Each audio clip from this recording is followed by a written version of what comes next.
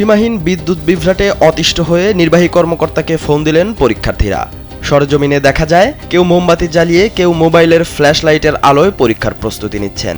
ঘন ঘন বিদ্যুৎ বিভ্রাটে রাতের পড়ালেখায় ব্যাপক ব্যাঘাত ঘটছে এসএসসি পরীক্ষার্থীদের। বৈশাখের তীব্র দাবদাহে দিনের বেলায়ও বিদ্যুৎ না পেয়ে মনোযোগ ধরে রাখতে পারছেন না।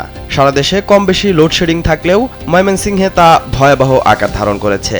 শিক্ষার্থীরা বলছেন, বিদ্যুৎ বিভ্রাট সরাসরি প্রভাব ফেলছে পরীক্ষার খাতায়। শেষ সময়ে অস্বস্তি নিয়ে প্রস্তুতি নেওয়ায় পরীক্ষার হলে তা পুরোপুরি মনে রাখা সম্ভব হচ্ছে না। শিক্ষার্থীদের এমন সমস্যার কথা স্বীকার করেছেন মুক্তাগাছা উপজেলা নির্বাহী কর্মকর্তা কৃষ্ণচন্দ্র। তিনি বলেন, পরীক্ষার্থীদের অনেকেই তার কাছে এ বিষয়ে অভিযোগ করেছেন, তবে বিদ্যুৎ বিভ্রাট সহসাই কমছে না। মুক্তাগাছা পল্লী বিদ্যুৎ সমিতির তথ্য মতে চাহিদার তুলনায় সরবরাহ অনেক কম। তাদের মতে জ্বালানি সংকটে উৎপাদন ক্ষমতা অর্ধেকের নিচে নেমে এসেছে। এই সমস্যার সমাধান না হলে খুব সহজেই বিদ্যুৎ বিভ্রাট দূর করা যাবে না বলেও জানায় তারা। না হলে রাত্রেবেলা তো অন্ধকারের জন্য পড়া যায় না, লাইটের ব্যবস্থা করতে হয়, ধরে রাখতে হয়, মোমবাতি জ্বালাইতে হয়। খায়না থাকলে এইসব অসুবিধা হতো না। লোডশেডিং এ আমাদের বিশেষ করে এসএসসি 26 ব্যাচের একটু বেশি ক্ষতি হচ্ছে, কারণ দেখা যাচ্ছে প্রতি 1 ঘন্টা পরে পরে আমাদের এলাকায় কারেন্ট চলে যাচ্ছে।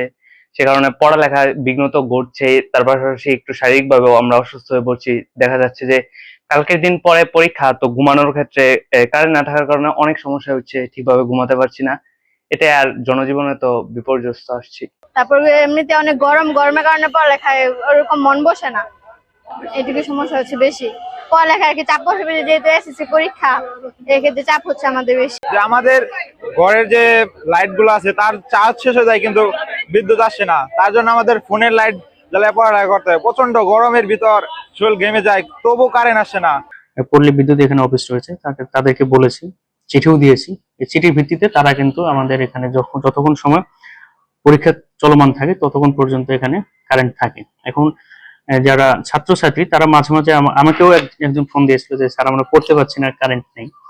তো সেই বিষয়গুলো কিন্তু আমরা দেখি যে পড়ার সময়টুকু, যে সময়টুকু আমাদের এই এলাকার যে কালচার, পড়ার একটা সময় থাকে যে সন্ধ্যা এত সময় থেকে রাত্রে এত পর্যন্ত, তো এই সময়টুকু আমরা অফিসকে বলে দিয়েছি যে বিদ্যুৎ অফিসে, যে এই সময়টুকু যাতে করে বিদ্যুৎটা সরবরাহ করা হয়।